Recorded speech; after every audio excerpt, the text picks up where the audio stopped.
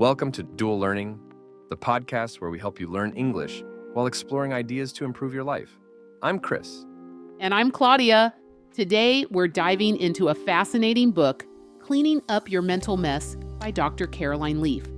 This book offers practical tools to detoxify your mind, rewire your brain, and regain control over your thoughts.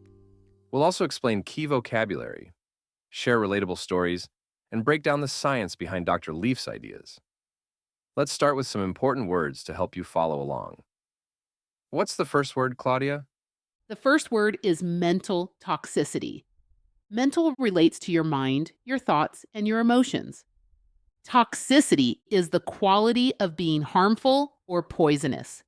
So, mental toxicity refers to harmful thoughts or emotions that affect your mental and even physical health. Here's an example. Imagine you keep telling yourself, I'm not good enough. If this thought repeats, it becomes mental toxicity. It weighs on you and stops you from feeling confident. The second word is neuroplasticity. Neuro relates to the brain. Plasticity is the ability to adapt or change.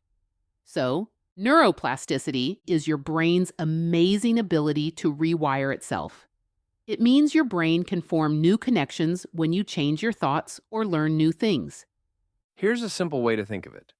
If your brain is like a path in a forest, every thought is like walking on that path. The more you think a certain way, the clearer that path becomes.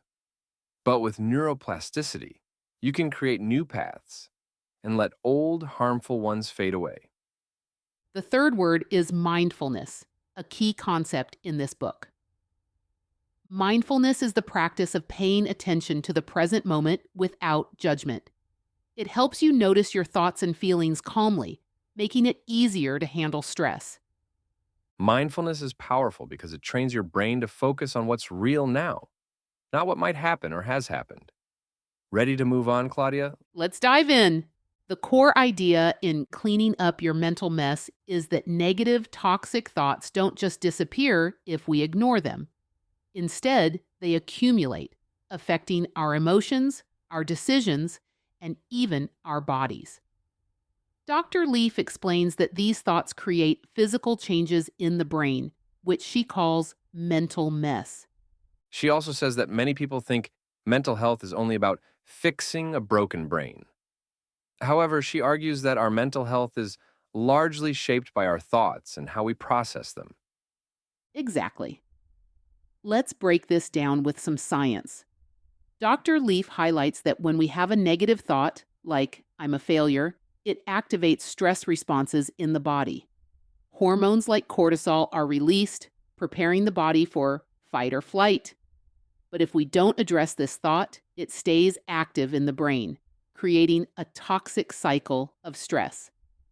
I remember experiencing this.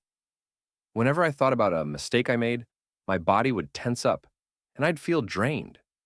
I didn't realize it wasn't just in my mind, my body was reacting too. And that's why Dr. Leaf emphasizes the importance of processing thoughts, not just avoiding them. Her solution is neurocycling, a 5-step method to identify and replace toxic thoughts. Shall we break it down? Let's do it. The first step is gathering awareness. This means noticing your negative thoughts and their impact on you. Dr. Leaf says awareness is the foundation of change because you can't fix what you don't acknowledge. For example, let's say you feel anxious before a meeting. Instead of ignoring the anxiety, you pause and ask yourself, what am I thinking that's making me feel this way? Becoming aware of the thought, like, I'm not prepared, is the first step to addressing it. I tried this recently. I noticed I was feeling frustrated every evening. When I stopped to reflect, I realized it was because I kept thinking, I didn't do enough today. Becoming aware of that thought was eye-opening. Step 2 is reflection. This involves questioning your negative thoughts. Dr. Leaf suggests asking, is this thought true? Is it helpful? Where did it come from? I like this step because it reminds me to challenge my assumptions. For example, when I think I'm not good enough, I ask, what evidence do I have for that? Did I actually fail? Or am I being too hard on myself? This step works because it helps you see your thought as just that, a thought, not a fact. Dr. Leaf explains that reflecting disrupts the automatic cycle of negativity, giving your brain a chance to reframe. Step 3 is writing. Dr. Leaf recommends journaling your thoughts, which can help you organize and analyze them. Writing also reduces mental clutter because it gets the thoughts out of your head. I love this step. For me, journaling feels like emptying a crowded room. Once my thoughts are on paper, I can see them more clearly. Exactly. Writing also creates a record you can revisit. You might notice patterns, like, I always feel this way after reading certain news. Identifying these patterns is a big step toward change. Step 4 is reframing, or replacing a negative thought with a healthier one. Dr. Leaf explains that reframing works because it takes advantage of neuroplasticity. When you consciously choose a positive thought, you strengthen new neural pathways in your brain. Here's an example. If your thought is, I'll fail at this project, you could reframe it as, I'll do my best, and even if it's not perfect, I'll learn from it.